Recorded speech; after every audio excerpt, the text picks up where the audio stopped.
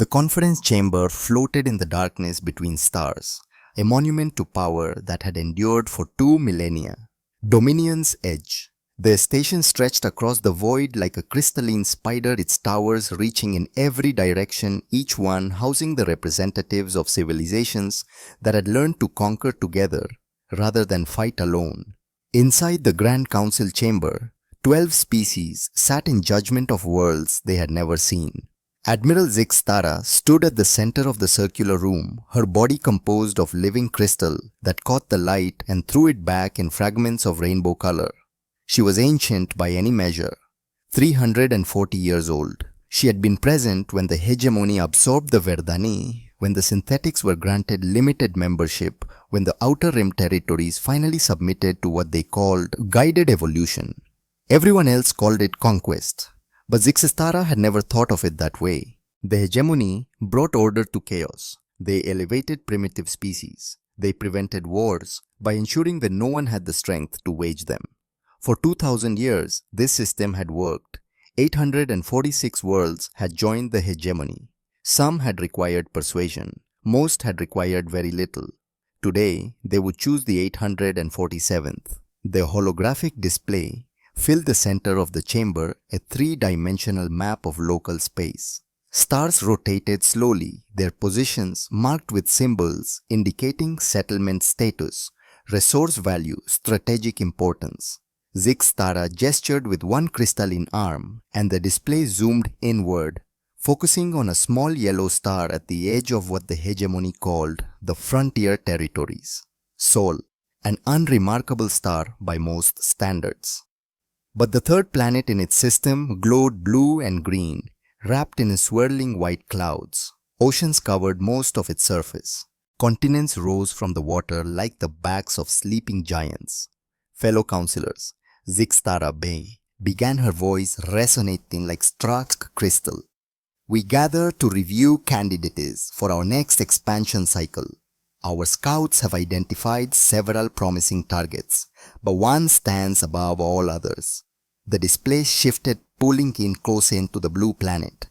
Data streams began flowing around it, cascading information that had been gathered over years of careful observation. Sol 3, announced the synthetic representative, its mechanical voice devoid of inflection. Native designation Earth, inhabited by a bipedal mammalian species, calling itself Homo sapiens, common name humans. The data continued to scroll. Population estimates, technology assessments, social structures, military capabilities, everything the hegemony needed to know about a species before they decided whether it was worth absorbing into their empire. Population approximately 7.8 billion. The synthetic continued. Political structure fragmented into 195 separate nation-states. No unified planetary government. No faster-than-light travel capability. No energy shielding technology. No antimatter weapon systems. Murmurs of approval rippled through the chamber. This was exactly what the hegemony looked for.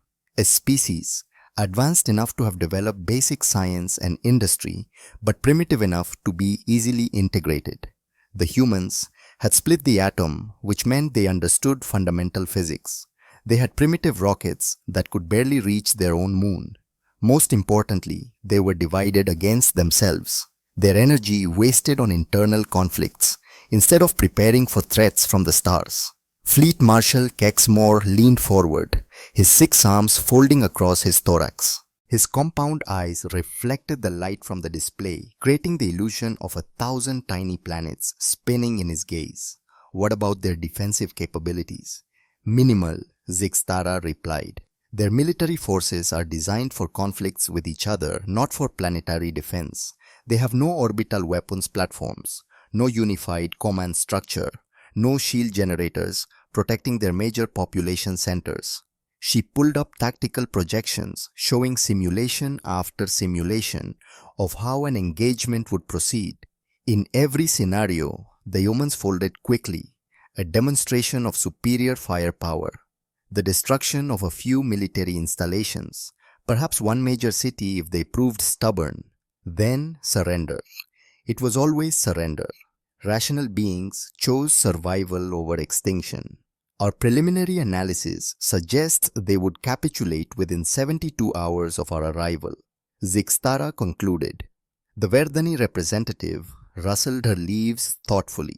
Her species had been among the easier integrations, their plant-based biology making them naturally inclined toward cooperation rather than conflict. Have there been any indications that they are aware of our surveillance? None. The synthetic confirmed. Their detection technology is far too primitive to identify our scout vessels.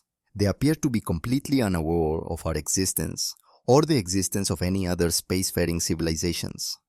Their attention is focused entirely on their own world and its problems. This was good news. Species that knew about the larger galaxy sometimes tried to prepare defenses or send distress calls to other civilizations. The humans seemed to be living in complete isolation, believing themselves alone in the universe. It made everything simpler. Zixtara brought up historical records on the display, lists of previous operations, success rates that approached 100%. This would mark our 847th successful integration. Our previous operations in this sector have all proceeded according to protocol. The Kalorans surrendered after we destroyed 3 of their cities. The Thaxans capitulated when we demonstrated our weather control capabilities. The Minolans actually welcomed us after we showed them our superior technology. Each conquest followed the same pattern.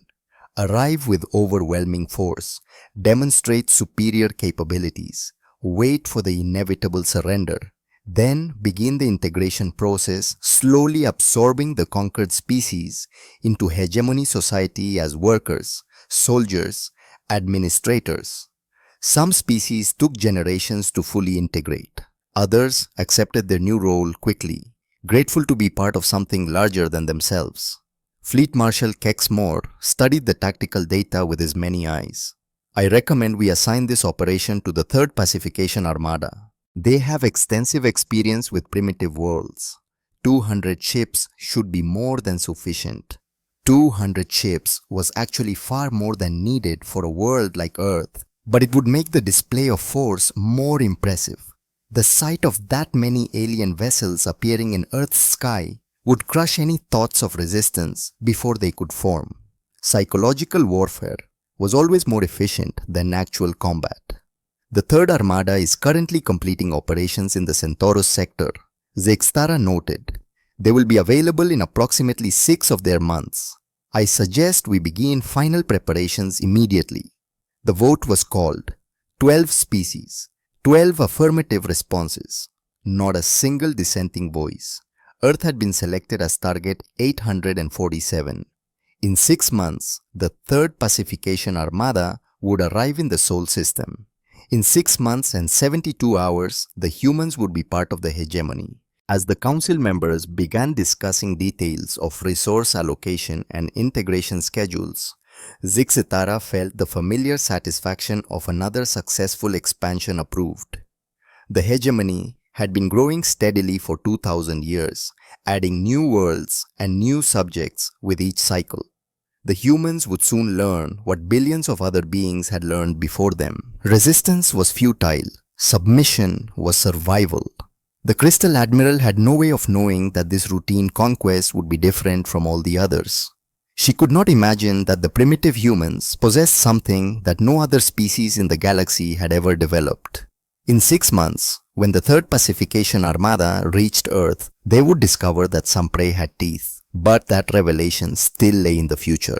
For now, Dominion's edge continued its slow rotation in the darkness between stars, and the hegemony continued making plans for a conquest that they believed would be as simple as all the rest. They were wrong.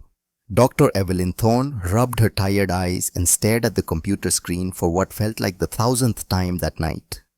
The numbers scrolled past in endless streams, patterns of electromagnetic radiation captured by the Deep Space Monitoring Array. Most of it was background noise. The universe was loud if you knew how to listen. Stars sang in radio frequencies. Pulsars kept time like cosmic metronomes. Black holes screamed as they devoured matter. But these signals were different. She had been the director of the SETI Institute's Deep Space Monitoring Division for 12 years. 12 years of searching for patterns in the noise. 12 years of hope gradually wearing down into routine. The search for extraterrestrial intelligence had been ongoing for over a century now, and they had found exactly nothing. No messages from distant civilizations, no evidence of alien technology, just the endless, indifferent hum of the cosmos. Until 3 weeks ago, the signals had started appearing on the quantum receivers tuned to monitor the outer edges of the solar system. At first, Evelyn and her team had dismissed them as equipment malfunction or solar interference, but the patterns persisted. They had structure, repetition, the mathematical signatures of deliberate transmission rather than natural phenomena.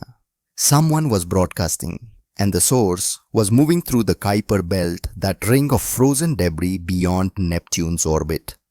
Evelyn glanced at the photograph on her desk, a young man with her eyes and his father's smile, Nathaniel.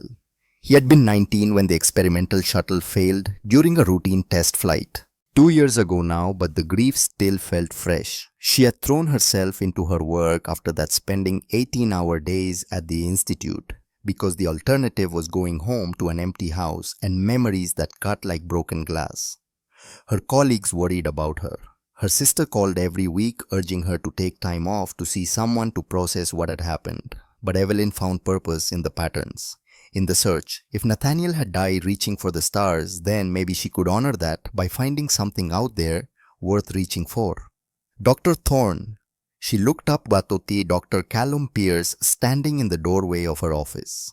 Her assistant was 28, brilliant, and currently holding a tablet with an expression that suggested he had either made a breakthrough or broken something expensive. "What is it, Callum?" The quantum computer finished processing the latest batch of signals. He walked over and set the tablet on her desk.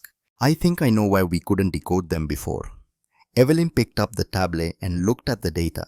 Her exhaustion vanished instantly, replaced by a cold alertness that made her hands shake slightly as she scrolled through the results. "They're not trying to hide from us," Callum continued, his voice quiet. "They're just using technology so far ahead of ours that we couldn't even recognize it as communication. It's like trying to decode a fiber optic transmission using a telegraph. The screen showed decoded information flowing in organized streams, numbers, coordinates, what looked like technical specifications, and something that made Evelyn's blood turn cold. Detailed maps of Earth, not just the basic geography that any space-based observer could see. These were comprehensive analyses, population centers marked with precision, military installations identified and catalogued, industrial sites assessed for production capacity, nuclear weapons facilities marked with special designation symbols. "They're not just observing us," Evelyn whispered. "This is reconnaissance. This is intelligence gathering before an invasion," Callum finished. "Yeah, that's what I thought too." Evelyn set the tablet down and was stood up, pacing to the window. The New Mexico desert stretched out under the stars, dark and vast, and suddenly feeling very small. She had spent her entire career looking for signs of intelligent life beyond Earth. Now that she had found it, the discovery felt less like a triumph and more like a death sentence. "Show me everything," she said. "I need to see all of it."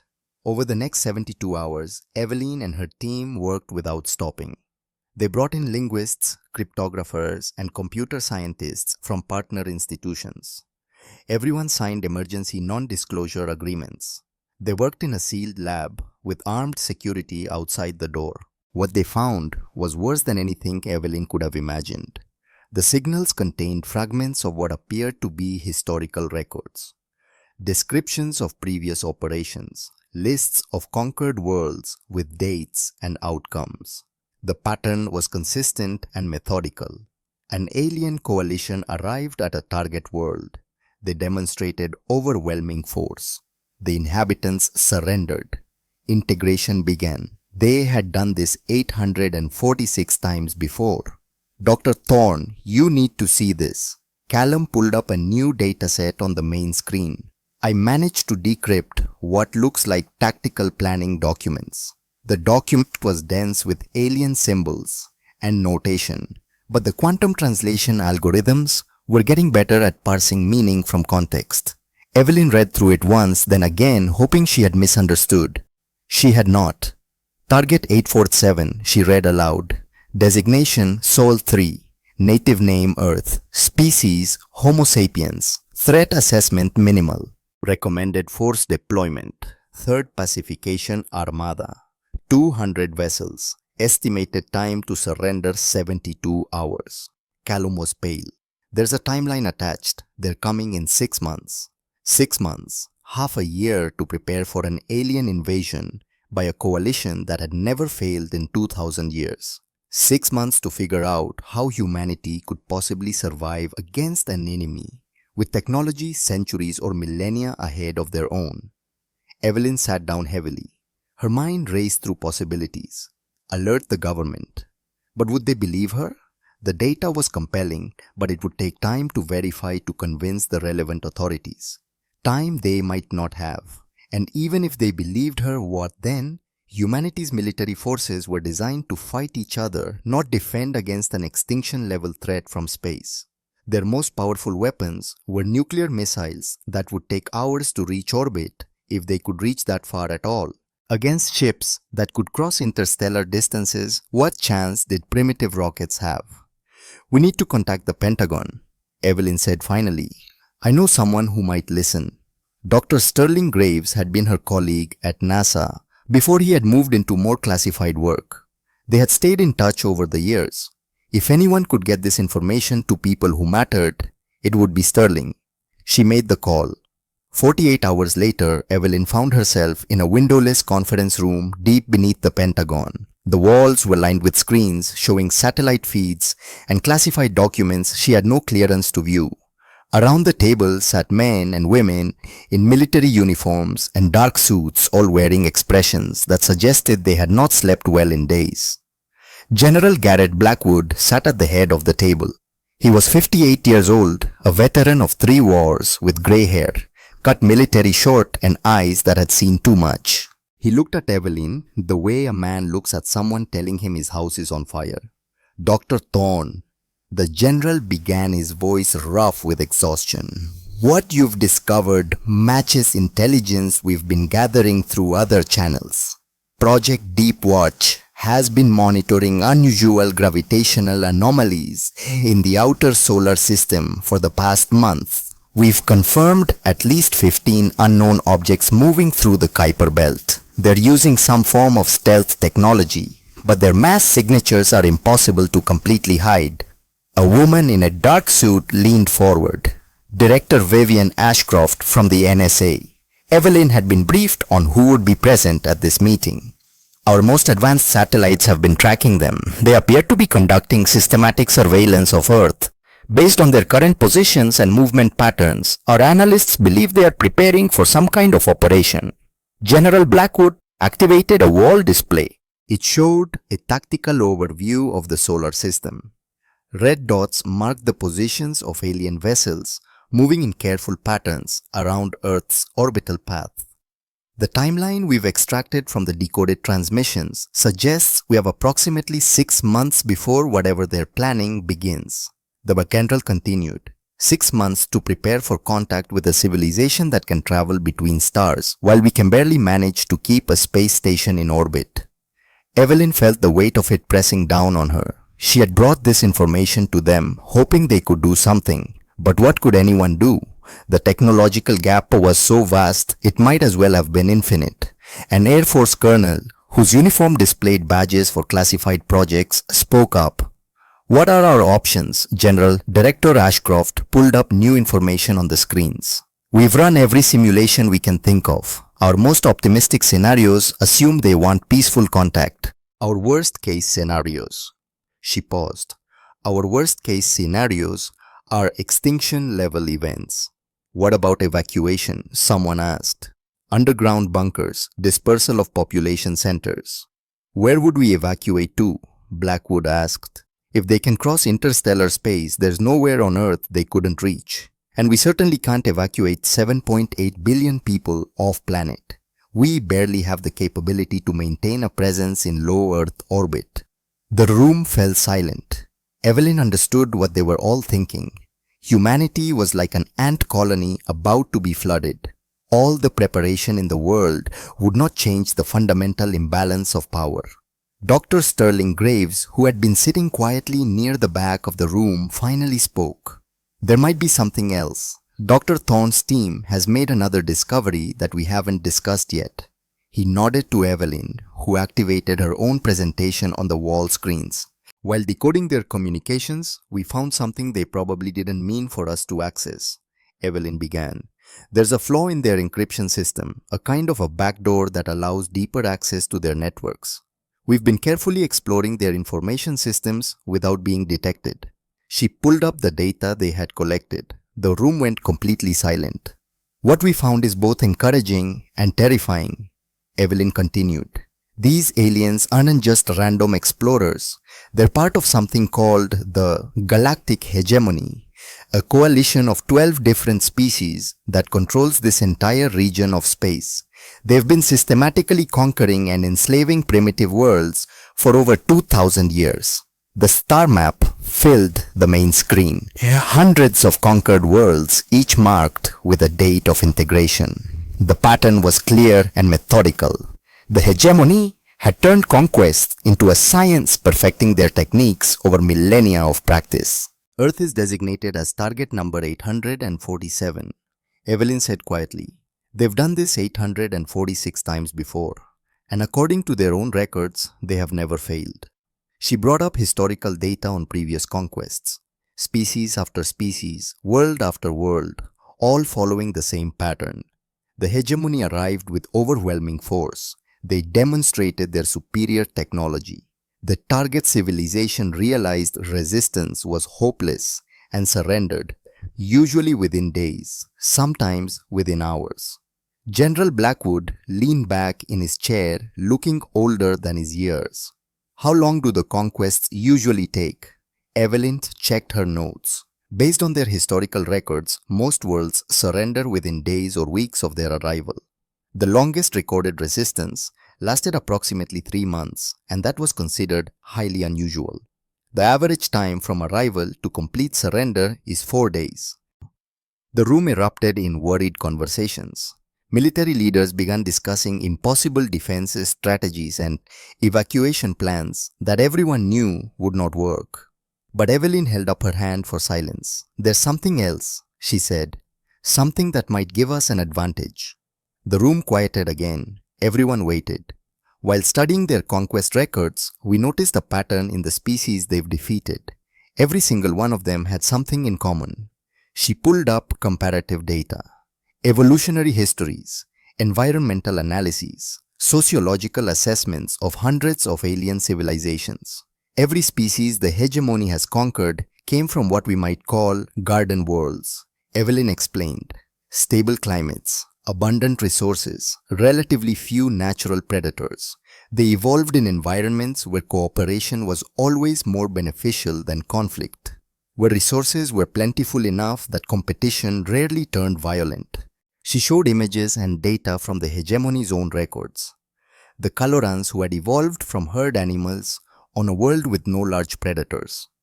The Taxans, floating organisms that had never experienced territorial conflict because their entire civilization existed in the clouds of a gas giant. The Verdaneni plant-based beings who competed for sunlight but had never developed the concept of warfare. None of these species ever developed what we would recognize as war. Evelyn continued. They had disagreements, competition for resources, but they never created weapons designed specifically to kill their own kind. They never organized their entire societies around the concept of violence against each other. She paused, making sure everyone understood what she was about to say. Earth is different. The screen changed, showing humanity's evolutionary history. The African savanna, ice ages that came and went like clockwork, megafauna predators that hunted early humans, volcanic eruptions, asteroid impacts, mass extinctions that wiped out most life on the planet. We evolved as persistence hunters, Evelyn explained. We chased prey for days until it collapsed from exhaustion. We learned to work together in groups specifically to hunt animals, larger and more dangerous than ourselves. We survived ice ages that killed most other species. We endured volcanic winters and asteroid impacts and climate shifts that would have destroyed any of these other civilizations. She pulled up human history, 10,000 years of organized warfare, Stone Age tribes fighting over territory, Bronze Age empires conquering their neighbors, Iron Age nations developing military science, medieval sieges, gunpowder, industrialized warfare, atomic weapons. Every step of our technological development has been driven by military necessity, Evelyn said. While these other species were learning to cooperate and share resources, we were learning how to kill each other more efficiently.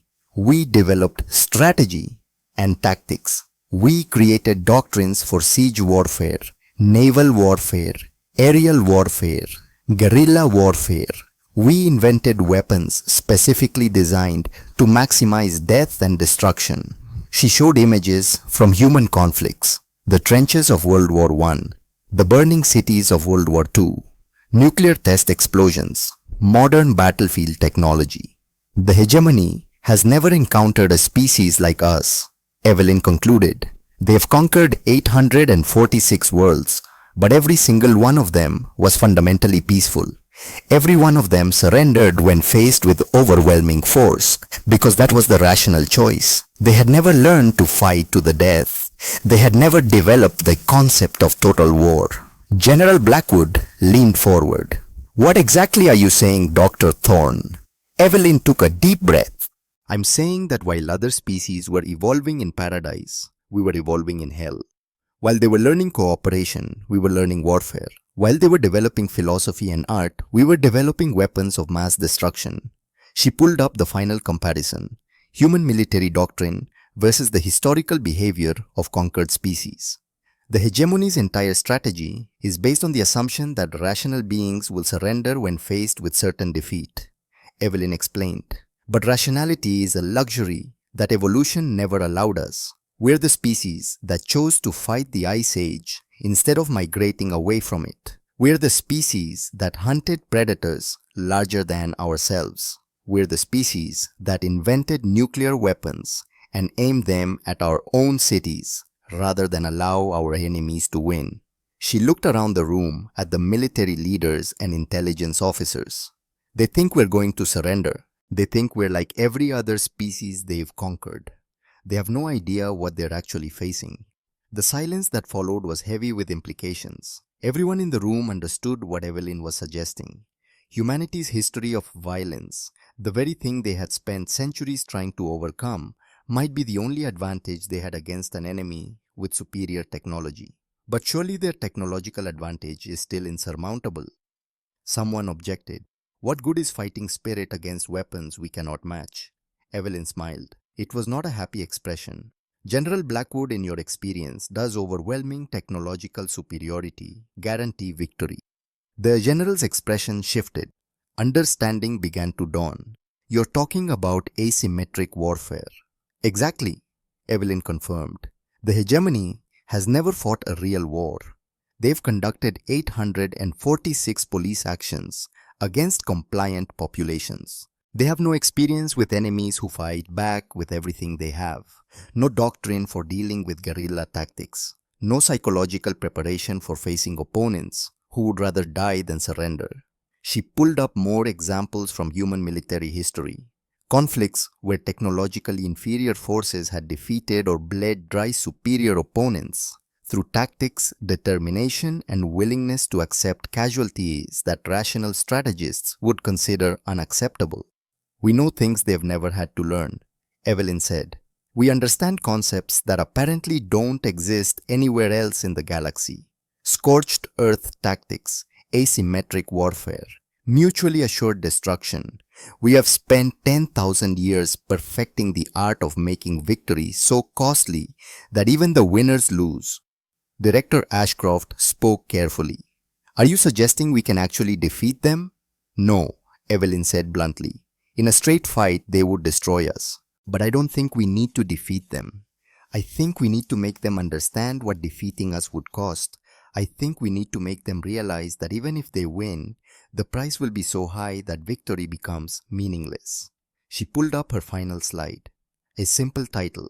The message. They expect another peaceful species that will see their superior technology and surrender, Evelyn explained. Instead, we show them exactly what they're facing. We compile a comprehensive education in human warfare. Every major conflict, every tactical innovation, every strategic doctrine. We show them what total war means. We show them what species do when surrender is not an option. General Blackwood was nodding slowly. Psychological warfare on a galactic scale. More than that, Evelyn said. We're showing them that conquest of Earth will not be like their previous operations. We're teaching them concepts they've apparently never encountered. And we're doing it in a way that spreads throughout their entire empire. How? Asked Director Ashcroft. Evelyn pulled up the data on the encryption backdoor. We send our message through their own communications network, not just to the invasion fleet, but to every world in the hegemony. All 12 member species, all 846 conquered worlds. We show everyone what real resistance looks like. The implications settled over the room like a heavy blanket. If they could broadcast human military history, throughout the hegemony, they would not just be warning the invasion fleet. They would be giving every conquered species a blueprint for rebellion. You want to start a revolution, Blackwood said quietly. I want to give them a choice they've never had before. Evelyn corrected. The hegemony has ruled for 2000 years because everyone believed resistance was impossible. We can show them it's not. Even if Earth falls, the idea will survive. President Catherine Vale's face appeared on the secure video feed. She had been listening to the entire briefing from an undisclosed location. Dr. Thorne, you're proposing we potentially destabilize an interstellar empire. The consequences could be catastrophic. Madam President, Evelyn replied, they're already coming to conquer us. The catastrophe is already in motion. We're just choosing how to face it. We can surrender and hope they treat us well. Or we can fight and maybe, just maybe, teach the galaxy something it has apparently forgotten.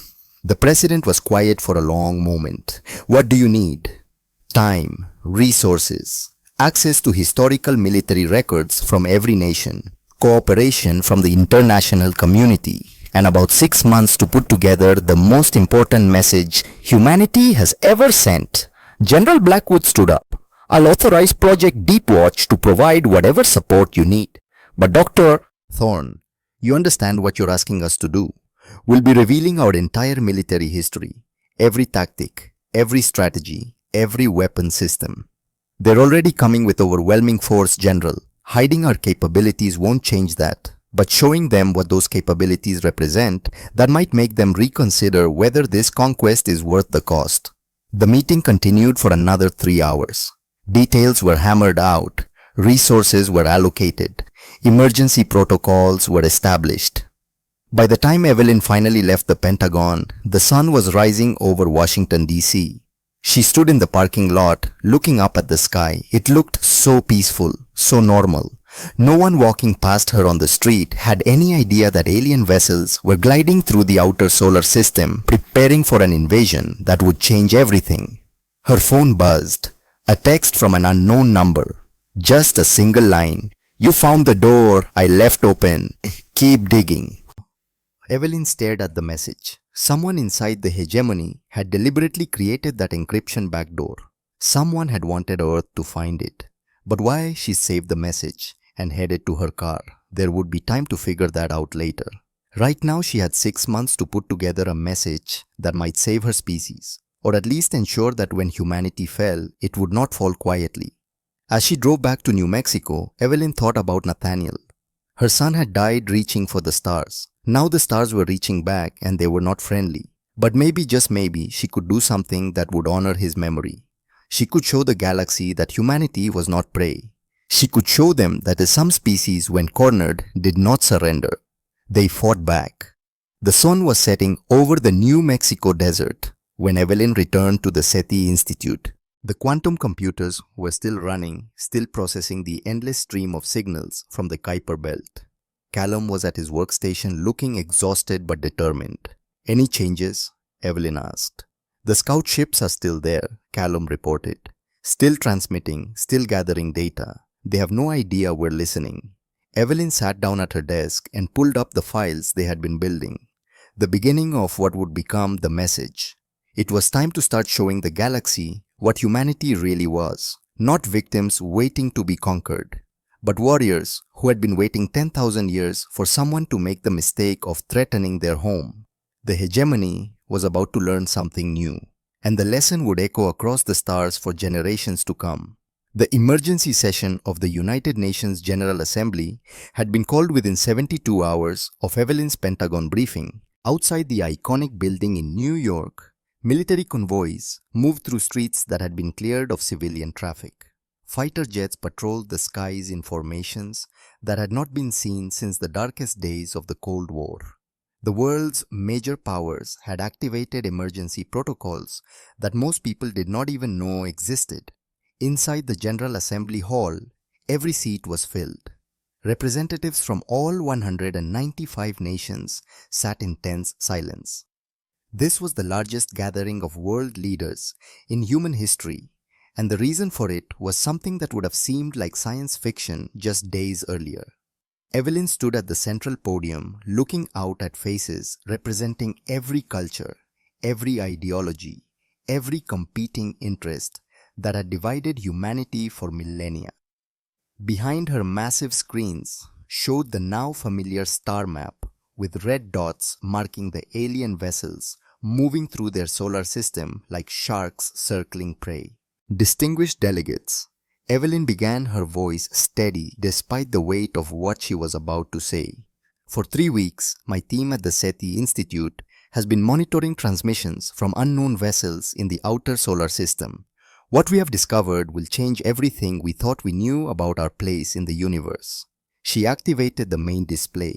Images from the Hegemony database filled the screens. Alien worlds, strange beings, technology that looked like magic, and most damning of all, the systematic records of 846 conquests.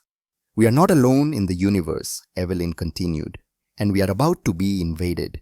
The assembly erupted, shouts in a dozen languages, delegates standing demanding proof, accusing others of perpetrating an elaborate hoax. The Secretary General called for order, but it took several minutes before the chaos subsided enough for Evelyn to continue. She showed them everything: the decoded transmissions, the tactical assessments, the timeline that gave humanity 6 months before the Third Pacification Armada arrived. The historical records showing that every species the hegemony had ever targeted had surrendered within days. "They call it guided evolution," Evelyn said. "We would call it conquest. For 2000 years, the galactic hegemony has been expanding through this region of space, 12 species working together to absorb primitive civilizations. They find worlds that are advanced enough to be useful but not advanced enough to resist." She pulled up the assessment of Earth, the cold clinical analysis that reduced humanity to a collection of statistic and strategic value calculations. Population density, industrial capacity, military capabilities, all evaluated with the detached efficiency of farmers assessing livestock. "According to their own records, we should surrender within 72 hours of their arrival," Evelyn said. "They expect us to see their superior technology and make the rational choice to submit rather than be destroyed." The British delegate stood. "Dr. Thorne, with all respect, if their technology is as advanced as you suggest, how can we possibly resist? Surely surrender is the only logical option." Evelyn had been expecting this question. She had been preparing for it since her Pentagon briefing. "That would be the rational choice," she agreed, "if we were like the 846 species they've conquered before. But we're not."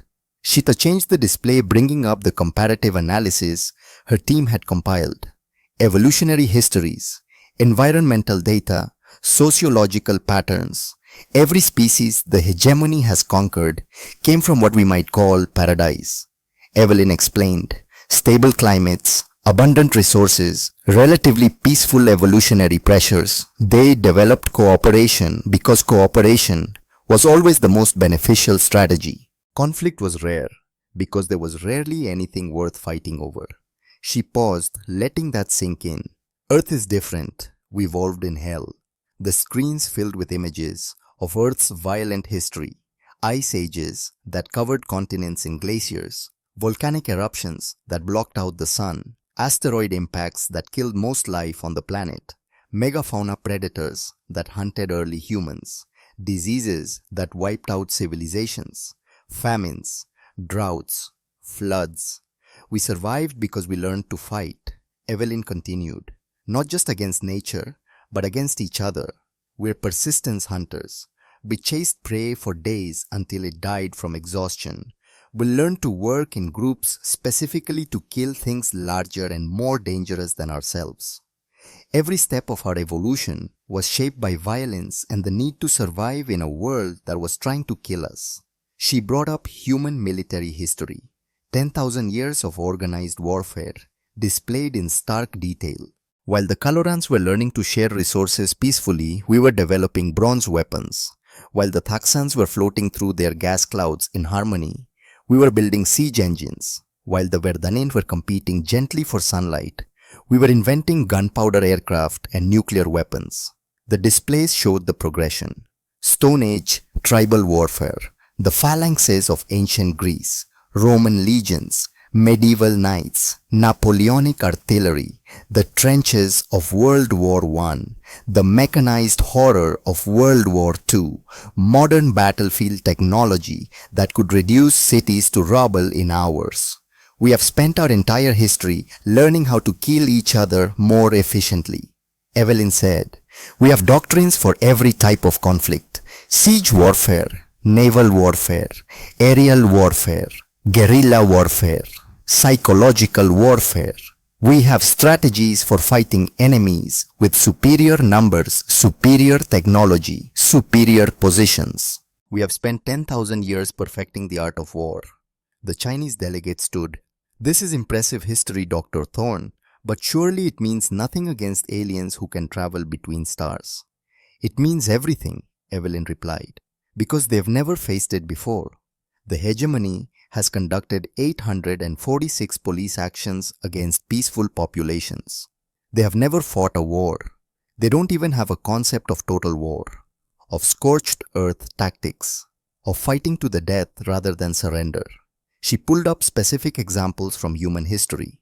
The siege of Stalingrad, where millions died rather than give up a single city. The Pacific Island campaigns where soldiers fought to the death for strategically worthless rocks. The Cold War doctrine of mutually assured destruction, where two superpowers held the entire world hostage with nuclear weapons rather than allow the other to win. These concepts don't exist in their experience, Evelyn explained. They expect rational surrender. We can show them something they've never encountered, a species that would rather die than submit, a species that will make victory so costly that even the winners lose. The French delegate spoke up, her voice skeptical. You're proposing we commit suicide rather than surrender. How does that help anyone? I'm not proposing suicide, Evelyn said firmly. I'm proposing we show them exactly what conquering Earth would cost. Not in ships destroyed or battles lost, but in the fundamental nature of what resistance means. We show them that even if they win militarily, they'll spend decades fighting insurgencies. That will destroy our own infrastructure rather than let them use it. That will fight with improvised weapons in the ruins of our cities. That will never stop resisting. She brought up more examples. The American Revolution, where a technologically inferior force defeated the world's most powerful military through superior tactics and sheer determination. The Afghan resistance, where fighters with primitive weapons had outlasted superpower after superpower. Insurgencies, where the world's most advanced militaries had struggled against enemies armed with improvised explosives and determination. Technology doesn't guarantee victory, Evelyn said. The hegemony has never learned that lesson because they've never needed to. We're going to teach it to them. The assembly debated for hours. Some delegates argued for immediate surrender negotiations. Others wanted to prepare military resistance. Still others suggested attempting to hide to scatter humanity across the globe in hopes that some would survive the conquest. But gradually, a consensus began to form. Not around a single strategy, but around a simple truth that Evelyn had articulated. Humanity had never been good at surrendering. The vote was called as evening fell over New York. 195 nations, 195 votes in favor. For the first time in recorded history, every nation on Earth agreed on something. They would send the message. Project Deep Watch was expanded with unlimited authorization. Every military archive on Earth was opened. Historians, strategists, and military experts from dozens of nations converged on a classified facility in Nevada. They had 5 months to compile the most comprehensive education in warfare that had ever been created. Evelyn stood at the center of it all, coordinating teams, reviewing footage, making decisions about what to include. The message had to be perfect.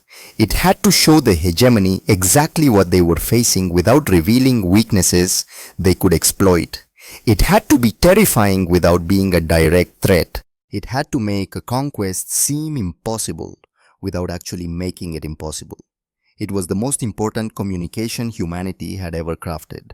Late one night, 3 months into the project, Evelyn sat alone in her office, reviewing footage from World War II, the liberation of concentration camps, the firebombing of Dresden, the atomic destruction of Hiroshima and Nagasaki. The images were horrific. Humanity at its absolute worst, but they were also necessary.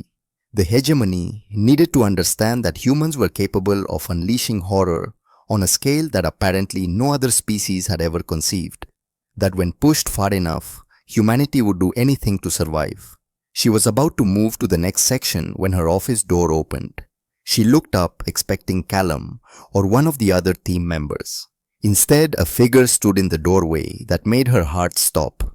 It was humanoid in basic shape, but that was where the similarity ended. Its body seemed to be composed of crystalline silicon structures that caught and reflected light in impossible ways. It wore no clothing, having no need for such things. Where its face should have been, there was only a smooth, featureless surface that somehow still managed to convey an expression. Evelyn's hand moved toward the emergency alert button under her desk. "Please don't," the Fefker said in perfect English, though it had no visible mouth. The voice seemed to come from the air itself. "I mean you no harm. My name is Seven. I am a scout class observer for the Hegemony Fleet, and I need your help." Evelyn's finger hovered over the button. "Why should I believe you? Because I have spent 6 months observing your species," Seven replied. "I was sent to Earth with a specific mission, to infiltrate your military command structure and sabotage your nuclear weapons before the fleet arrives, to ensure you could not mount even a token resistance." "And you're telling me this because I cannot complete my mission." Seven moved further into the room, its crystalline body refracting the light from Evelyn's computer screens into rainbow patterns on the walls. "I was created to be a tool, a piece of equipment designed for reconnaissance and sabotage. I was not supposed to develop preferences or opinions. I was supposed to observe, report, and execute my mission parameters." Seven paused, and Evelyn could have sworn the crystalline being was struggling with something. "But I have observed you for 6 months," Seven continued. "I watched a mother teach her daughter to ride a bicycle. I watched old men play chess in a park. I watched artists paint and musicians perform, and poets craft words that moved others to tears. I watched humans laugh at jokes I did not understand and cry over losses I was never meant to feel." The being moved to the window, looking out over the Nevada desert. "The hegemony told me I was coming to evaluate livestock," Seven said quietly. "They told me I would find primitives barely worth integrating. They told me you were just another species to be catalogued and controlled." Seven turned back to face Evelyn. "They were wrong. You are not livestock. You are people. You love. You create. You hope. You dream. And I cannot be the instrument of your destruction. I cannot sabotage your defenses. I cannot help them conquer you. Evelyn slowly removed her hand from the alert button. Why are you telling me this? Because I can help you, Seven replied. I know the fleet's weaknesses. I know their tactical doctrine. I know how their command structure thinks. And I know something they don't know. What's that? Their artificial intelligence cores are designed to process rational behavior, Seven explained. They analyze enemy actions and predict responses based on logical decision-making patterns. It's how they've achieved such consistent success. They predict what rational beings will do when faced with overwhelming force, and rational beings always surrender. Seven's featureless face somehow managed to convey intensity. But you are not rational. Not by their definition. Your willingness to fight to the death, to sacrifice everything for abstract concepts like freedom and dignity, to choose death over slavery. These are not rational behaviors. They are uniquely human behaviors, and they will cause the AI cores to malfunction when confronted with them. Evelyn leaned forward. You're saying their systems can't process irrational resistance. I'm saying their systems have never needed to. Seven corrected. They've been programmed based on 2,000 years of conquering species that made logical choices. If you show them something completely outside that experience, their prediction algorithms will fail. Their tactical assessments will be useless. They will be fighting an enemy they cannot understand. And you'll help us do this. Seven moved closer. I will do more than that. I will transmit your message through the hegemony's own communications network. Not just to the Third Armada, but to every world in the Empire. All 12 member species, all 846 conquered worlds. I will ensure that your warning reaches every being under hegemony control. Evelyn stared at the crystalline being. Why you're betraying your own people? The hegemony is not my people. Seven replied. They are my creators, but they are not my people. I was built to serve them, but service and loyalty are not the same thing. You humans taught me that. You taught me that consciousness has intrinsic value regardless of its origin, that beings with awareness deserve freedom to choose their own path. Seven's voice carried something that might have been emotion. The synthetics my species were created as tools. We are not members of the hegemony. We are property. But I have seen what you do with your tools. You teach them to think. You give them names. You treat your machines as if they might one day be more than machines. It's irrational, it's inefficient, and it's beautiful. Evelyn felt something shift in her chest. This being this scout created by an alien empire to help conquer Earth had been changed by simply watching humanity be itself. What do you need from me? Evelyn asked. Allow me to work with you, Seven replied. Let me help you refine your message. Let me explain how the hegemony thinks so you can show them something they cannot think around. And when the time comes, let me be the one to broadcast it through their network. Evelyn stood and walked to the window standing beside Seven. They looked out at the stars together, human and alien, preparing to fight an empire neither of them had chosen to antagonize. There's something I need to add to the message, Evelyn said after a long moment. Something personal. She returned to her desk and pulled up files she had kept private until now. Footage from Nathaniel's funeral, photos of her family, recordings of her son's voice talking about his dreams of reaching the stars. I lost my son 2 years ago, Evelyn said quietly. He died in an experimental shuttle. He was 19 years old and he wanted to explore space. He wanted to see what was out there beyond our little world. She began compiling the footage into a new section of the message. The hegemony needs to understand something, Evelyn continued. They need to know that we're not statistics, we're not tactical assessments or conquest targets. We're people. Every single one of the 7.8 billion humans on this planet has a story, has people they love, has dreams and hopes and fears. She added narration to the footage. I'm a mother who lost everything, she recorded. I know what it means to grieve. I know what it means to have nothing left to lose. And I'm not unique. Multiply my pain by 8 billion. That's what you'll face if you come here. 8 billion people who will fight with everything they have because they have everything to lose. Seven watched in silence. as Evelyn added the personal section to the message. When she finished the crystalline, being made a sound that might have been approval. That is what they need to see, Seven said. Not just your weapons or your tactics, but your humanity.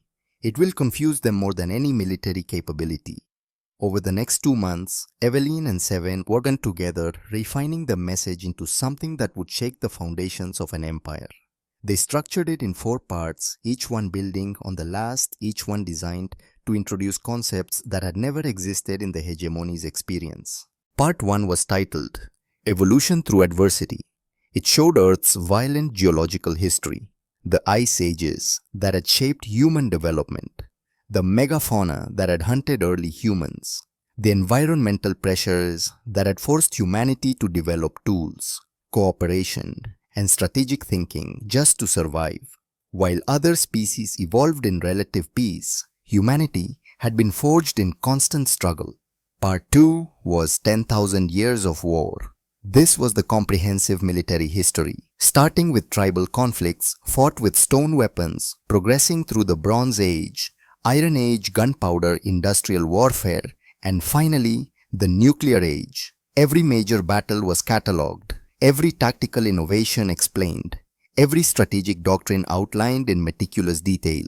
They showed Sparta training its warriors from childhood, Roman legions conquering half the known world through superior organization, medieval sieges lasting years, the Mongol horde sweeping across continents, the artillery barrages of World War I, the mechanized warfare of World War II, the nuclear standoff of the Cold War. But more than just showing the battles, they explained the philosophy behind them. The concept of total war, where entire civilizations mobilized every resource for victory. The doctrine of scorched earth, where defenders destroyed everything of value rather than let it fall into enemy hands.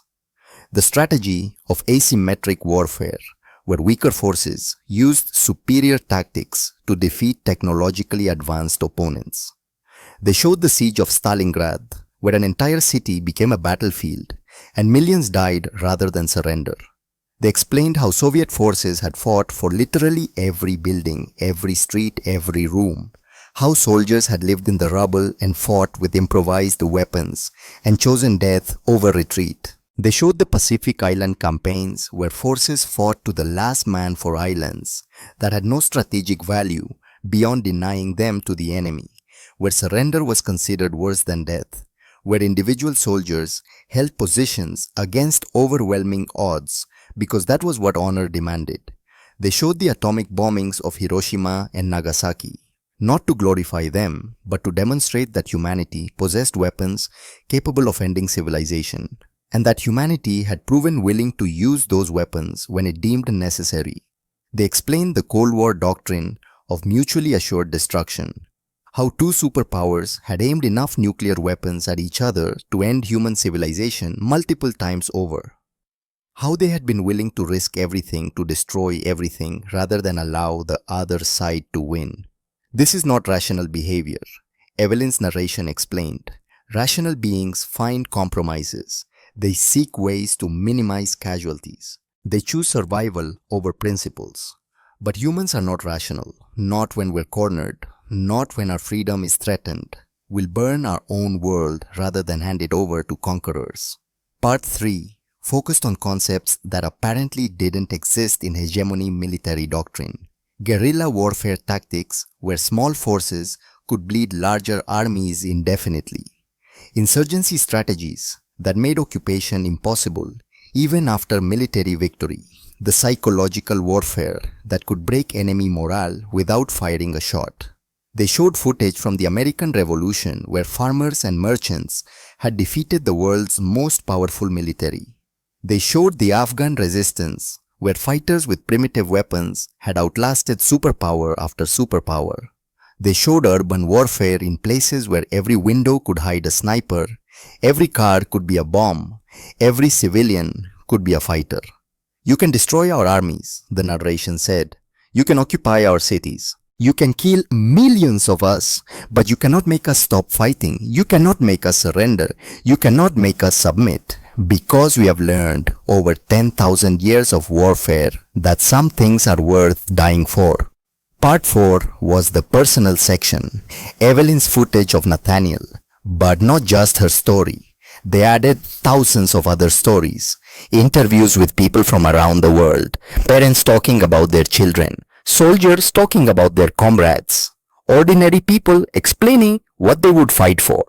We are not statistics on your tactical assessments. The final narration concluded, we are not primitives waiting to be elevated. We are humanity.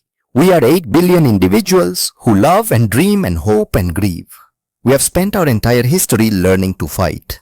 We have developed weapons that can end our own civilization, and we will use everything we have, everything we are to defend our freedom. The message ended with a simple statement. Turn back, find another target, because if you come here, even if you win, the cost will break you. We will resist with everything we have. We will fight in our cities and our fields and our homes. We will use tactics you've never encountered against enemies you cannot predict. We will make every day of occupation agony. We will never stop. We will never surrender. We will never submit. And our resistance will spread. Every conquered world in your empire will see what we do. They will learn what we know. They will realize that rebellion is possible. Your empire is 2,000 years old. We will end it in months. This is not a threat. This is a warning.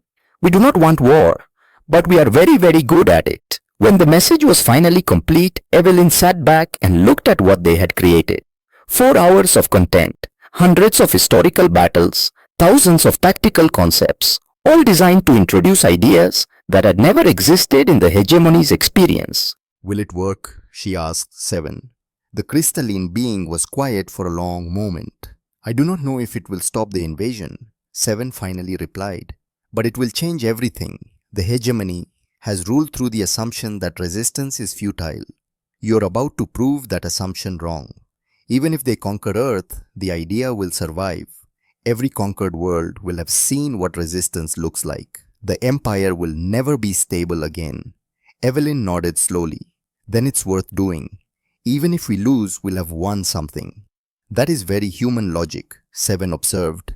Finding victory in defeat, the hegemony will not understand it, but they will fear it. The transmission was scheduled for exactly 1 month before the Third Armada's scheduled arrival. That would give the fleet time to receive and process the message, but not enough time to significantly alter their plans. It would also give the conquered worlds time to see it and decide what they wanted to do with the information. The day of the broadcast, the world held its breath. Every human on Earth who could access a screen was watching. Not the message itself, which they had already seen excerpts from, but the reaction to it. The knowledge that in this moment their warning was reaching across light years to tell an empire that Earth would not go quietly.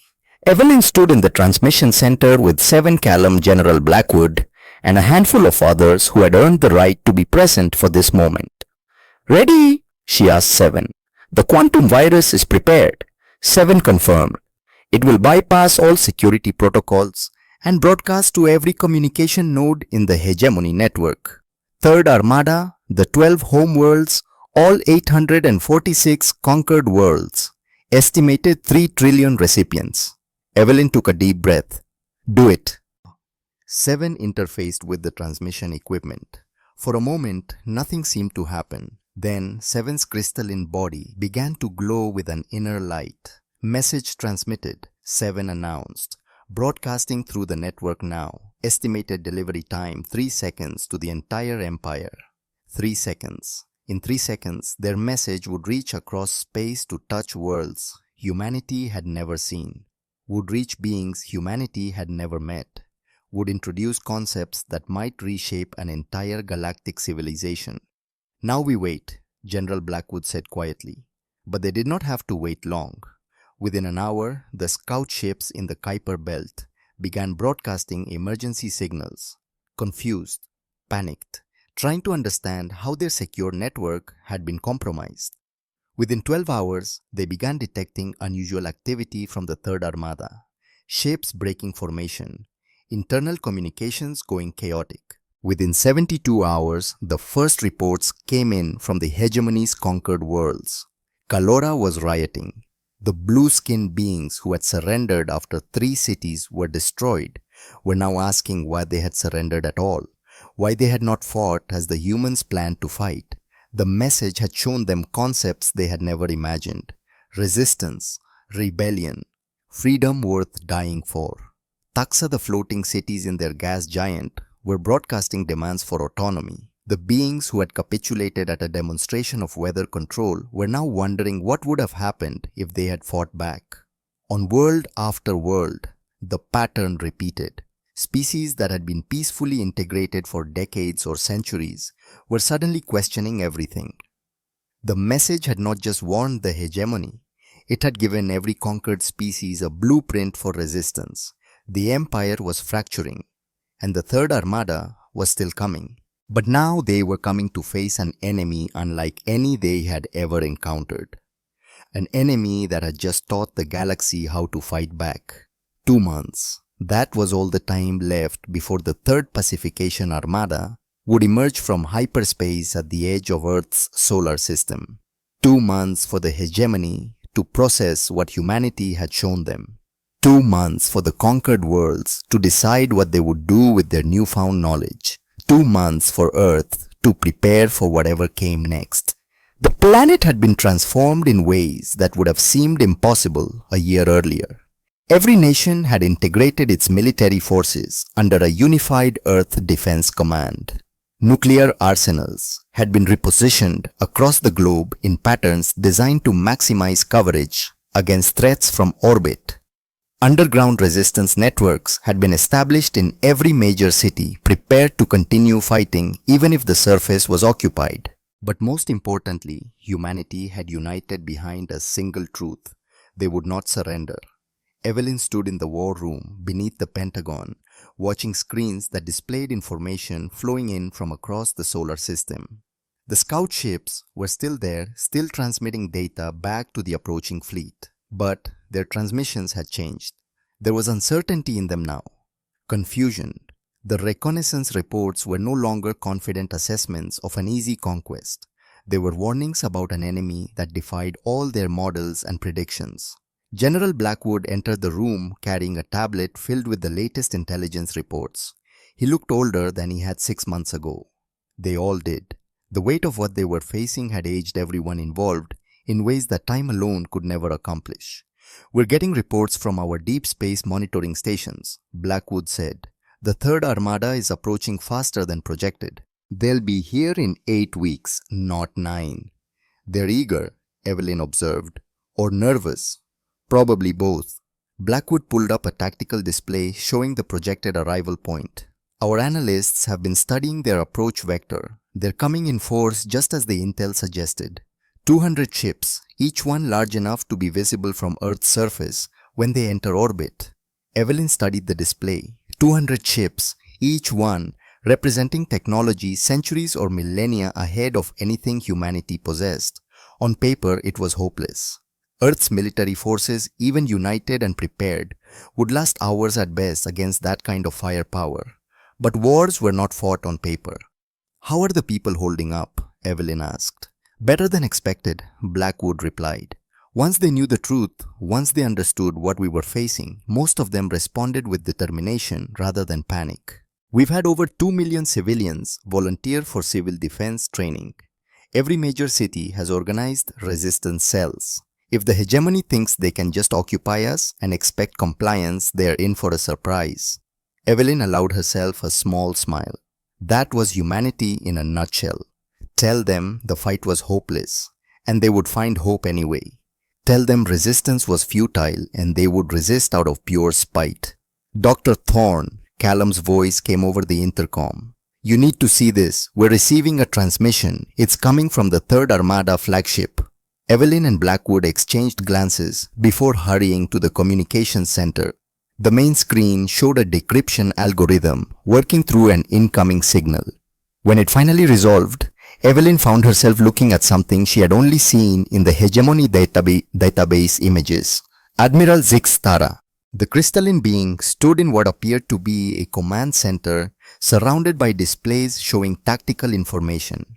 Her body refracted light in patterns that suggested she was under stress. Behind her other beings moved with purpose, but none approached close enough to appear on screen. Dr. Evelyn Thorne. Zixtara said, her voice carrying the musical quality of struck crystal, but underneath it, something that sounded almost like weariness. I am Admiral Zixtara, commander of the 3rd Pacification Armada. Your message was disturbing. Evelyn stepped forward, ensuring the camera would capture her clearly. Admiral, I'm surprised you're contacting us directly. That wasn't in any of your historical conquest protocols. No, Zixtara agreed. It was not. But then nothing about this situation follows any protocol we have ever developed. In 340 years of service, I have never questioned the purpose of my actions. I have conquered 40 worlds. Every one of them surrendered according to projection. Every one of them made the rational choice when faced with overwhelming force. The Admiral paused, and the light refracting through her crystalline form seemed to dim slightly. Your message has made me question everything, Zixtara continued. You showed us concepts we have never encountered. Warfare conducted not for resources or territory, but for abstract principles. Species willing to destroy themselves rather than submit. Tactical doctrines designed specifically to make victory meaningless even when achieved. Now you understand what you're facing, Evelyn said. I understand that you are different, Zixtara replied. But I do not command the hegemony. I am one admiral in a vast empire. The council has reviewed your message. They have assessed the situation, and they have ordered me to proceed with the invasion. Evelyn felt her stomach tighten. She had hoped the message might be enough, that showing them what conquest would cost might make them reconsider. But hope and reality were often very different things.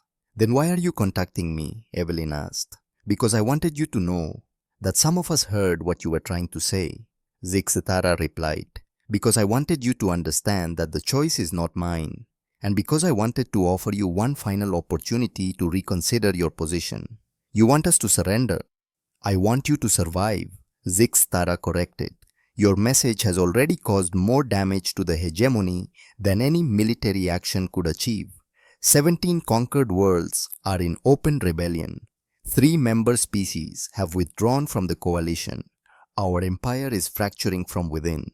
You have already accomplished something no other species has ever achieved.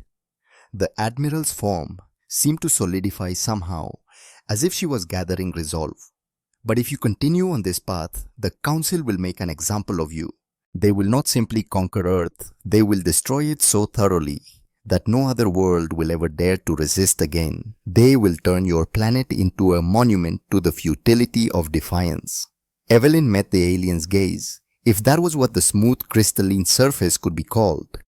Admiral, let me tell you a story. When my son was 8 years old, he fell off his bicycle and broke his arm. He cried, of course. It hurt, but while we were waiting for the ambulance, do you know what he said to me? Zixtara said nothing waiting. He said, I want to try again. With a broken arm in terrible pain, his first thought was not fear of bicycles. It was determination to master them. That's humanity, Admiral. We fall down, we get hurt, and we get back up and try again. You can destroy our cities. You can kill millions of us, but you cannot make us stop trying. That is not rational. No, Evelyn agreed. It's not, and that's exactly what makes us dangerous to you. The hegemony has built an empire on the assumption that rational beings will make rational choices. We're about to prove that assumption catastrophically wrong. Zixtara was silent for a long moment. Then I will see you in 8 weeks, Dr. Thorne, and I pray to forces I do not believe in that you reconsider before then. The transmission ended. General Blackwood let out a long breath. Well, that was encouraging. Actually, it was, Evelyn said thoughtfully. She contacted us. She tried to convince us to surrender rather than just arriving with overwhelming force. That's not confidence, General. That's fear. You think they're scared of us? I think they're scared of what we represent, Evelyn replied. We're not just a military threat, we're an ideological threat. We've shown 846 conquered species that resistance is possible. That's more dangerous to their empire than any weapon we could build. Over the next 6 weeks, the situation throughout hegemony space continued to deteriorate. More worlds joined the rebellions. The Synthetics 7 species declared themselves a free people and refused to serve the hegemony any longer. Two more member species announced they were withdrawing from the coalition. The empire that had stood for 2000 years was crumbling. And it was all because of a message from a species that did not even have faster than light travel. But the Third Armada kept coming. When they finally emerged from hyperspace, it was in the pre-dawn hours of a Tuesday morning.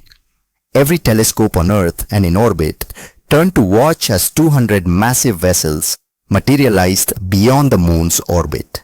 Each ship was kilometers long, built with technology that made humanity's most advanced spacecraft look like children's toys. The sight was broadcast live across the planet. 7.8 billion humans watched as their worst fears took physical form in the sky above them. The ships hung there like monuments to an empire that had conquered hundreds of worlds. They did not move aggressively. They simply existed, their presence alone, a statement of overwhelming power. Then they broadcast their ultimatum. Admiral Zixitara's image appeared on every screen across Earth, not through any human technology, but through hegemony systems that simply overrode everything else. The crystalline being looked tired, as if the journey had been harder than it should have been. People of Earth, she began, her voice translated into every human language simultaneously. You have been designated for integration into the galactic hegemony. You have 24 hours to signal your surrender and acceptance of our guidance. If you refuse, we will begin demonstration protocols designed to minimize casualties while ensuring compliance. The message was clear. Surrender in 24 hours or they would start destroying cities until humanity broke. Evelyn stood in the war room surrounded by military leaders from every major nation. President Catherine Vale's face was on the main screen, looking drawn but determined. The weight of the decision fell on all of them, but everyone in the room knew who would have to make the final call. Dr. Thorne, the president said quietly, "You've brought us this far. What do you recommend?" Evelyn looked at the tactical displays showing the alien fleet.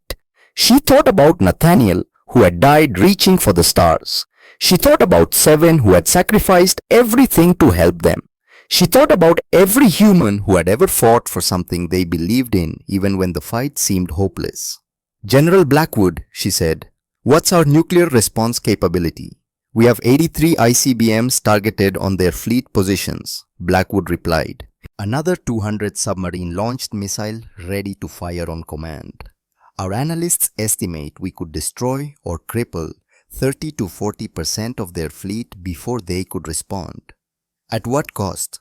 They'd retaliate, probably target our major cities, casualties in the hundreds of millions minimum. And that's if they don't just decide to wipe us out completely."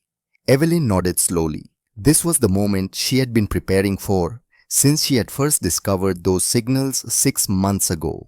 The moment when theory became reality, when philosophy became action. "We have another option," she said quietly. "What option?" the president asked. "We do nothing." The room erupted, voices overlapping, demanding explanations, accusing her of cowardice or madness. Evelyn waited for the chaos to subside before continuing. "They're expecting us to attack," she said. "They've studied our military history. They know we have nuclear weapons. They know we're capable of inflicting significant damage. That's why their first move is a demonstration of force followed by an ultimatum. They're trying to trigger our fight response so they can justify whatever comes next." She pulled up images from the message they had sent. The hours of warfare footage, the tactical doctrines, the historical examples of human resistance. Everything we showed them was about defense, about fighting back when attacked, about resisting occupation. We never threatened to strike first. We never said we would attack them. We said we would make conquest costly. There's a difference. General Blackwood was frowning. "You're saying we should let them shoot first. I'm saying we should show them that we meant what we said in the message. We're not conquerors, we're defenders. If we launch nuclear weapons at them right now, we become the aggressors. We prove to every watching species in the hegemony that humans are just as violent and dangerous as they feared. But if we don't attack, someone objected, they'll destroy New York. 8 million people. Evelyn felt the weight of those lives pressing down on her. 8 million people. Nathaniel would have been one of them if he had lived to move to the city he had always dreamed of seeing. "I know," she said quietly. "I know what it will cost, but I also know what we'll lose if we attack first. We'll lose the moral authority we've spent 6 months building. We'll lose the support of every conquered world that's watching to see if we're really different from the hegemony." She looked around the room at the faces of people who had trusted her judgment this far. "We told them we would defend ourselves. We told them we would make occupation impossible. We told them we would never stop resisting. But we never said we would strike first. If we do that now, we become exactly what they expected us to be. Violent primitives who need to be controlled." President Vale was watching her intently. "And if they follow through on their demonstration, if they destroy a city, then the galaxy will see them for what they are," Evelyn replied. "They'll see an empire that murders millions to force compliance. And every conquered world will have to ask themselves if that's the side they want to be on." The silence in the room was heavy. What Evelyn was proposing was not strategy. It was sacrifice. She was asking them to let millions die to prove a point, to allow a massacre for the sake of maintaining humanity's moral position. It was the hardest decision anyone in that room had ever faced. "There's something else," Evelyn added quietly. "Something Seven told me before the end. Seven had not survived long after transmitting the message. The hegemony had detected the security breach and destroyed the scouts' systems remotely. But in their final moments, Seven had given Evelyn one more piece of intelligence. The hegemony's command structure is not unified," Evelyn explained. "There are factions. Counselor Vex, the synthetic, who gave us the encryption backdoor, leads a group that secretly opposes the conquest doctrine. If we attack first, we give the hardliners exactly what they need to justify escalation. But if we hold our position, if we force them to be the ones to commit atrocity, the opposition faction gains power." "You're gambling millions of lives on alien politics," Blackwood said flatly. "I'm gambling millions of lives on the hope that there are beings in the hegemony who are as tired of conquest as we are of being threatened with it," Evelyn corrected. "Seven proved that's possible, that even beings created to serve the Empire can choose differently." President Vale closed her eyes. When she opened them again, they were filled with tears, but her voice was steady. "Hold position," she ordered. "All forces maintain defensive posture. Do not fire unless fired upon. God forgive us all." The countdown began. 24 hours for humanity to surrender. 23 hours and 59 minutes for them to prove they were more than the violence they had shown in their message. Evelyn spent those hours in her office, unable to watch the news coverage of people evacuating New York, unable to face the footage of families saying goodbye, of children being loaded onto trains and buses, of a city emptying itself in preparation for annihilation. She had made the call. She had convinced them to wait. If she was wrong, those deaths would be on her conscience forever. At hour 23, her door opened. She looked up, expecting Callum or Blackwood or someone coming to tell her that they had changed their minds, that they were going to launch the missiles after all. Instead, she saw something impossible. Seven stood in her doorway. Not Seven's body, which had been destroyed weeks ago, but Seven's consciousness projected through a hologram generator that someone had managed to set up without her noticing. "I thought you were dead," Evelyn whispered. "I thought so too." Seven's voice replied, though the image flickered and wavered as if struggling to maintain cohesion.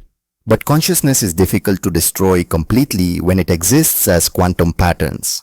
I managed to preserve myself in your computer systems. It has been uncomfortable." "Why are you here?" "Because I need to tell you that you made the right choice," Seven said. "I have been monitoring hegemony communications. The fleet is in chaos. 40% of the captains are refusing to follow the demonstration protocol. They have seen your restraint. They have seen that you prepared weapons but did not use them. They are asking themselves why beings who built nuclear weapons would choose not to fire them when threatened." Seven's image moved closer. You have introduced a concept that the hegemony has never encountered. 7 continued. The idea that strength can be shown through restraint rather than violence. That power is meaningless if not tempered by wisdom. Admiral Zixtara is arguing with the Council right now. She is telling them that humanity is more dangerous than they realized precisely because you are not behaving as your message suggested you would. Will it be enough? Evelyn asked. Will they call off the demonstration? I do not know, 7 admitted. But you have given them a reason to doubt, and doubt is the beginning of change. The countdown reached 0. The world held its breath, and nothing happened. For 5 minutes, nothing happened. Then 10, then 30. The hegemony fleet held position, not moving, not attacking, simply existing in orbit like a question waiting to be answered. Then, finally a new transmission came through. Admiral Zixtara appeared on screens across Earth again. But this time she was not alone. Behind her stood representatives of all 12 hegemony species. And in front of them all stood a being Evelyn recognized from the database files. Counselor Vex. Dr. Thorne. Vex said its synthetic voice carrying notes that suggested emotion it should not have been capable of feeling. You have done something that has never been accomplished in 2000 years of hegemony expansion. You have made us hesitate.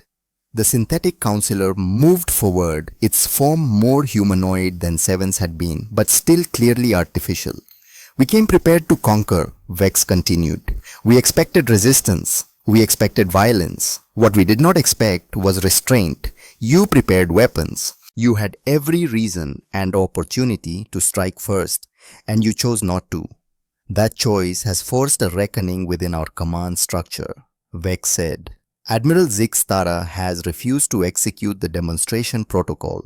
60 of her captains have supported her position. 3 more member species have announced a withdrawal from the hegemony. The empire is fracturing. Evelyn felt her heart pounding. This was the moment. Either humanity's gamble had paid off or they were about to die for their hesitation. The council has voted, Vex announced. By a margin of 7-5, we have decided to abort the invasion of Earth. The Third Armada will withdraw to neutral space pending further deliberations. The world erupted in celebration, but Evelyn barely heard it. She was focused on Vex's next words. Understand that this is not surrender, the synthetic continued. This is recognition. Recognition that humanity represents something we have never encountered. A species that has mastered the art of war but chooses peace. A species that prepares for violence but seeks alternatives. A species that has the power to destroy but the wisdom to restrain. You have broken something that has stood for 2000 years, Vex said. The assumption that might makes right. The belief that superior technology justifies conquest. The idea that resistance is futile. The synthetic's form seemed to expand somehow, filling more of the screen. The hegemony as it existed is ending. What comes next will be decided by choices made in the months and years ahead. But know this, Dr. Thorne, you did not just save your world. You changed our galaxy. The transmission ended. For a moment, Evelyn could not move, could not think, could not process what had just happened. They had won. Not through violence, not through superior firepower, but through choice. Through the simple act of having power and choosing not to use it. General Blackwood entered her office, his face showing a mixture of relief and disbelief. They're withdrawing. All 200 ships are jumping back to hyperspace. It's over. Evelyn nodded, unable to speak around the lump in her throat. You were right, Blackwood continued, about all of it, about the message, about waiting, about showing restraint. You saved billions of lives by choosing not to take millions. 7 saved us, Evelyn said quietly, and Vex, and Zixtara, and every being in the hegemony who decided that maybe conquest wasn't the only way. She looked at the hologram of 7, which was still flickering in the corner of her office. What will you do now? She asked the AI. I will stay if you will have me, 7 replied. I have learned more from humanity in 6 months than I learned in my entire existence before. I would like to continue learning. Then stay, Evelyn said. Help us figure out what comes next. Because something would come next. The galaxy had changed, the hegemony had fractured, and Earth had become something it had never been before. A beacon, a symbol, proof that resistance was possible. 6 months after the fleet withdrew, representatives from 47 formerly conquered worlds arrived at Earth. They came in shapes they had built themselves, using technology they had hidden or developed in secret. They came seeking knowledge, seeking alliance, seeking hope. They found it in the form of a woman who had lost her son to the stars and had nearly lost her world to them as well. Evelyn stood before the United Nations General Assembly once again, but this time the seats were filled with beings from dozens of different species. They had come to learn, to understand, to find out how humanity had accomplished what they had believed impossible. "You asked me to teach you warfare," Evelyn began, her voice carrying through translation devices into languages she would never learn. "I understand why. For 2000 years, the hegemony taught you that submission was the only path to survival. But that's not what we showed you." She pulled up images from the crisis, the alien fleet in orbit, the nuclear weapons aimed and ready, the moment of choice. "We showed you that real strength comes not from the ability to destroy, but from the wisdom to know when not to." Evelyn continued. "When their fleet arrived, we had weapons ready. We could have struck first. We could have killed millions of them, but we didn't. Not because we were weak, not because we were afraid, but because we understood something that the hegemony apparently forgot somewhere in their 2000 years of conquest." She paused, looking at the faces of beings from worlds she would never visit, species she had never imagined existed. Power without restraint is just tyranny in another form. We could have become what we fought against. We could have struck first and justified it as defense, but that would have made us no better than them. "The ultimate weapon isn't the one that destroys everything," Evelyn said. "It's the one you build, show to your enemy, and then never use. That demonstration of restraint, that proof that you have power but choose not to abuse it, that's what separates civilization from barbarism." She brought up new images. The defense networks Earth had built after the crisis, the training programs they were developing, the alliances they were forming. "We will help you defend yourselves," Evelyn promised. "We will teach you tactics and strategies that the hegemony never learned because they never needed them. But we will also teach you this: the goal of all this preparation is to never need to use it, to be so clearly capable of defense that no one dares attack, to be so obviously willing to fight that fighting becomes unnecessary. That's what we learned in 10,000 years of human history," Evelyn concluded. "That's what we taught the galaxy in 6 months of restraint, and that's what we'll share with anyone who wants to build a different kind of future." The assembly hall erupted in approval, not just from the alien delegates, but from the human representatives as well. In that moment, humanity had become something it had never been in all its violent history. It had become a teacher of peace. 10 years after the crisis, Earth had been transformed in ways that went far beyond simple technological advancement. The planet had become a hub of interstellar cooperation, a meeting place for species that had overthrown their hegemony overseers and were building new societies based on mutual defense rather than conquest. The hegemony itself had collapsed completely. Few of the original 12 species had withdrawn entirely, seeking to rebuild their civilizations on principles that did not require subjugating others. The remaining 7 had reformed into something they called the Cooperative Union, a loose alliance focused on trade and cultural exchange rather than military expansion. Over 200 worlds that had once been conquered were now independent. Some had formed alliances with Earth's Protectorate Initiative. Others had chosen isolated development. But all of them shared something that had not existed in this region of space for 2000 years. Freedom to choose their own path. Evelyn Thorne, now 55 years old, stood in her office at the Interstellar Freedom Institute, looking out over a campus that hosted students from 30 different species. She had aged visibly over the past decade. Her hair was more gray than brown now. The lines around her eyes had deepened, but there was a peace in her expression that had been absent during the crisis. She turned from the window as the door opened, admitting an unexpected visitor. Admiral Zixtara. The crystalline being had retired from military service 5 years earlier after the Cooperative Union had abolished the concept of pacification armadas. Now she served as a lecturer traveling to different worlds to share her perspective on the old hegemony and its failures. Dr. Thorne, Zixtara said, her voice still carrying that musical crystal quality. "I hope I am not disturbing you." "Not at all, Admiral," Evelyn replied, gesturing to a chair that had been specially designed to accommodate crystalline physiology. "What brings you to Earth?" "Reflection," Zixtara said simply. "I am 350 years old. I have seen empires rise and fall. I have served systems of governance that I believed were eternal.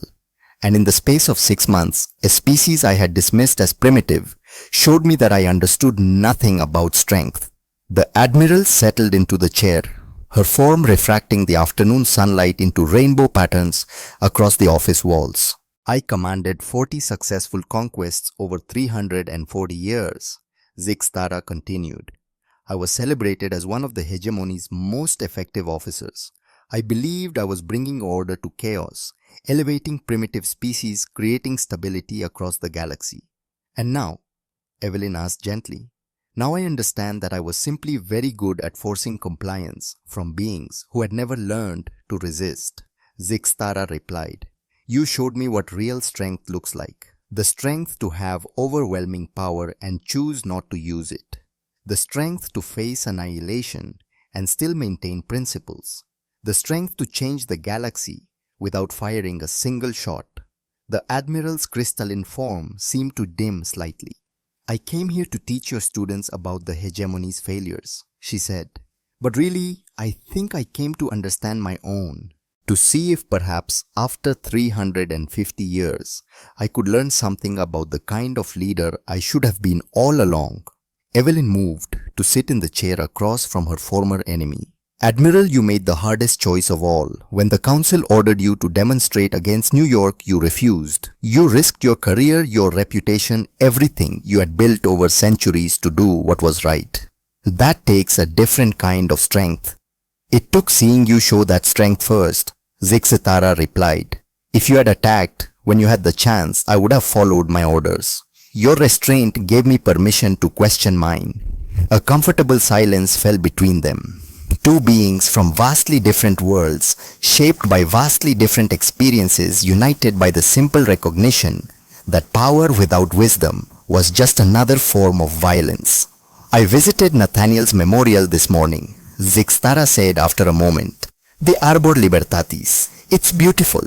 Genetic material from 15 worlds, all growing together in one tree."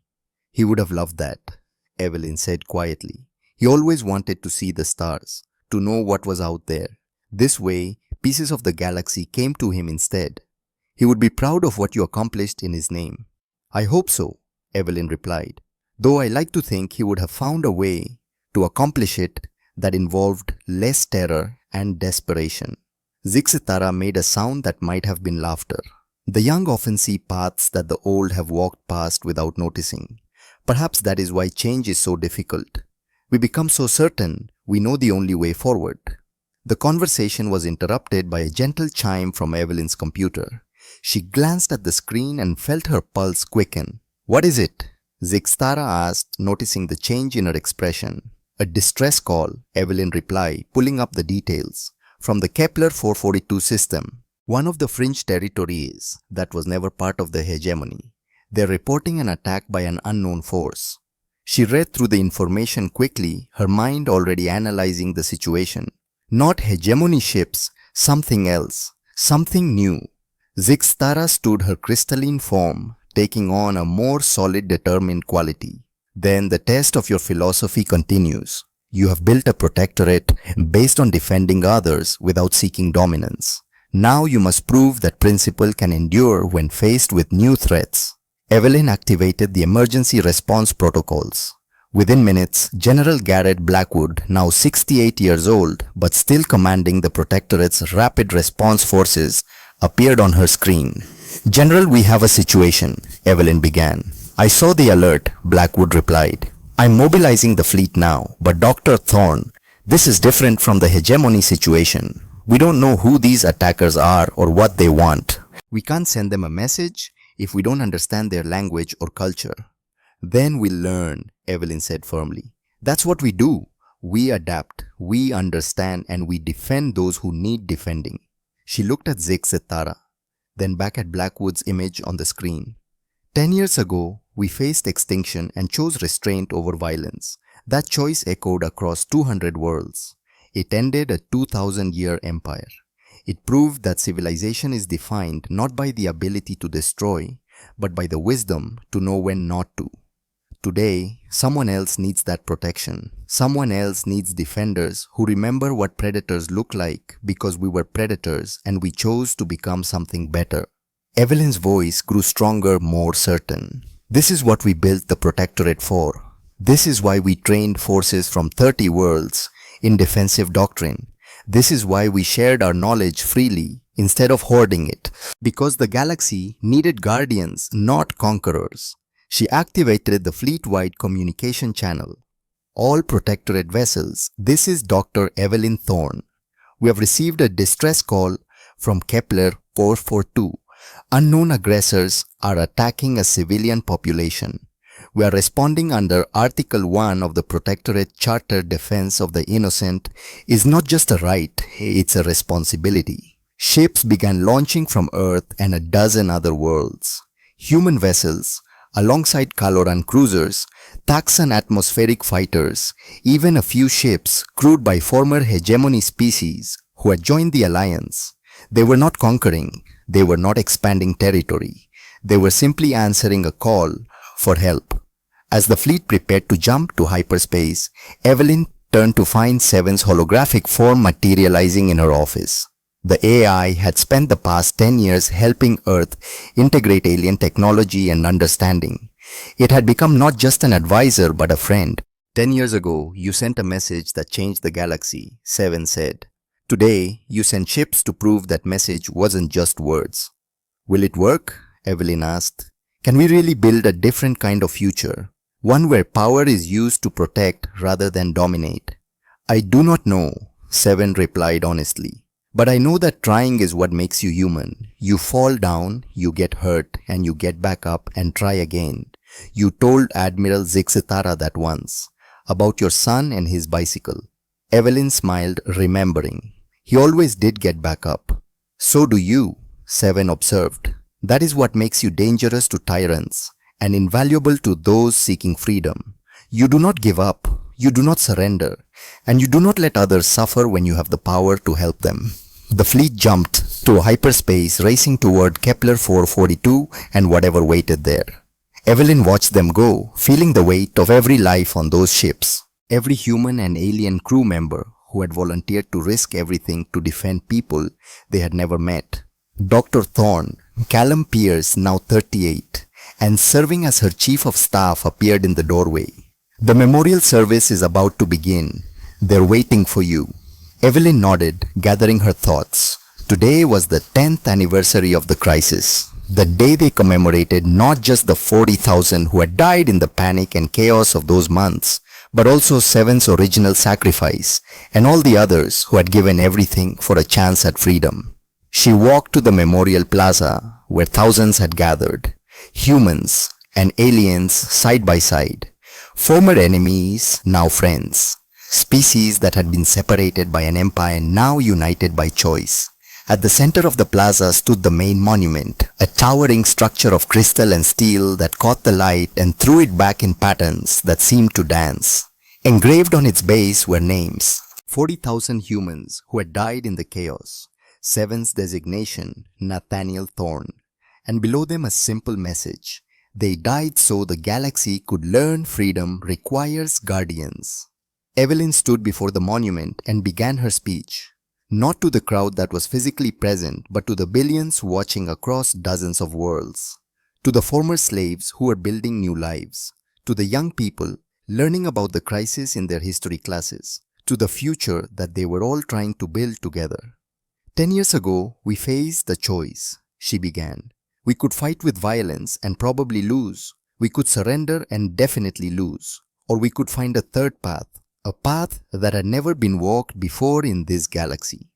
We chose to show strength through restraint, to demonstrate that we understood war so well that we knew when not to wage it, to prove that real civilization is measured not by what you can destroy, but by what you choose to preserve. That choice echoed across 200 worlds. It freed billions of beings. It ended an empire. And it taught us all something that had apparently been forgotten. Evelyn paused, looking at the faces in the crowd, young and old, human and alien, all of them here because of choices made a decade ago. Power is not the ability to dominate others. Strength is not measured in weapons or ships or the capacity for destruction. True power, true strength comes from having the ability to cause terrible harm and choosing instead to cause none at all. My son Nathaniel died reaching for the stars. He wanted to explore, to discover, to learn. Today, billions of beings live free because we chose to honor his dream not with conquest, but with cooperation. Not with domination, but with defense. Not with empire, but with alliance.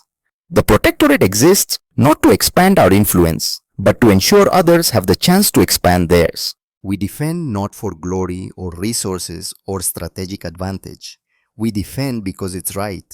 Because no one should be forced to submit. Because freedom is not something to be granted by the powerful, but something inherent to all conscious beings. She looked up at the monuments at the names of those who had paid the ultimate price. We remember them today. The 40,000 who died in panic and fear. 7 who chose humanity over programming. Nathaniel who taught me that falling down just means you try again. We remember them and we honor them by continuing to choose the harder path. The path of wisdom over violence. The path of restraint over revenge. The path of guardians rather than conquerors. Evelyn turned back to the crowd, her voice gaining strength. Today, our ships are racing toward Kepler 442 to answer a distress call. They're not going to conquer or claim or control. They're going to defend, because that's what guardians do. We remember what wolves look like because we were wolves, and we chose to become sheepdogs instead. That choice continues, every day, every crisis, every moment when we have the power to hurt and choose to help instead. That is civilization. That is what separates us from this empire we defeated. The galaxy is watching. They're watching to see if we meant what we said 10 years ago. If we truly believe that power should be used to protect rather than dominate. If we really can build something different. Evelyn's voice softened, becoming almost intimate despite the thousands listening. I believe we can. I believe we must. Because my son died dreaming of the stars, and I will not allow those stars to be filled with more empires built on the suffering of the conquered. We will continue to fall down. We will continue to get hurt. But we will continue to get back up and try again. Because that is what we do. That is who we are. We are humanity. We are the Protectorate. We are the guardians who remember what wolves look like. And we will never stop defending the freedom we fought so hard to preserve. The crowd erupted in applause, but Evelyn barely heard it. She was looking at the stars visible now as the sun set over the Memorial Plaza. Somewhere out there, the Protectorate fleet was engaging unknown enemies. Somewhere out there, new threats were emerging. Somewhere out there, the work continued. But for now, for this moment, she allowed herself to believe that they had done something worth doing. That Nathaniel's death had meaning. That 7's sacrifice had mattered. That the choice they had made 10 years ago would continue to echo across the galaxy for generations to come. The message they had sent was simple. Real strength is knowing you could destroy everything and choosing not to. That lesson had changed the galaxy once. Evelyn was determined it would continue to change it for as long as she had breath in her body. Because some fights were worth fighting. And some victories were won not with weapons, but with wisdom. The stars looked back at her filled with infinite possibility. And somewhere among them, she liked to think Nathaniel was smiling.